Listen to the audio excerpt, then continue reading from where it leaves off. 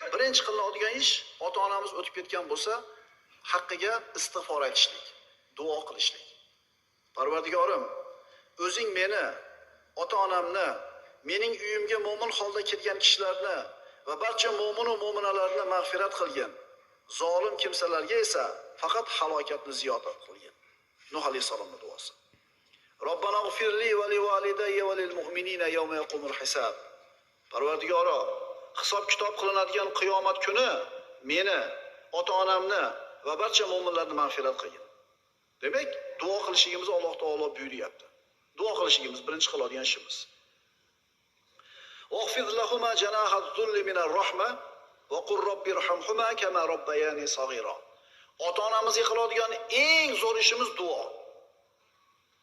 Infoq ehsonni borida sarflaysiz, o'tib ketgandan keyin sarflamaysiz, yo'q. Lekin duo boraveradi. Ular uchun mehribonlik bilan xorlik qanotini past tut, xokisor bo'l va Parvardigorim, meni ular go'daklik chog'imda tarbiyalab o'stirganlaridek, sen ham ularga rahim shafqat qilgin deb haqlarga duo qil. Demak, istig'for etishlik kerak, duo qilishlik kerak bo'ladi.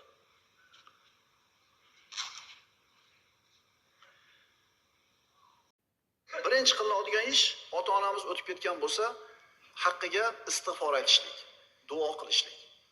Parvardigorim, o'zing meni, ota-onamni, mening uyimga mo'min holda kelgan kishilarni va barcha mo'min va mo'minalarni mag'firat qilgin. Zolim kimsalarga esa faqat halokatni ziyoda qilgin. Nuh alayhisolamning duosi. Robbana g'firli va li validayya va lil mu'minina yawma yaqumul hisab. Parvardigoro, hisob kitob qilinadigan qiyomat kuni meni, ota-onamni va barcha mo'minlarni mag'firat qilgin. Demak, duo qilishimizni Alloh taolo buyuryapti.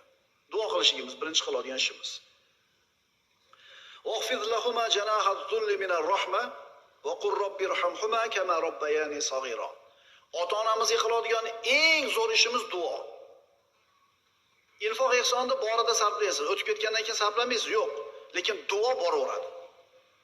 Ular uchun mehribonlik bilan xorlik qanotini past tut, xokisor bo'l va Parvardigorim, meni ular go'daklik chog'imda tarbiyalab o'stirganlaridek, sen ham ularga rahim shafqat qilgin deb haqlarga duo qil. Demak, istig'for etishlik kerak, duo qilishlik kerak bo'ladi.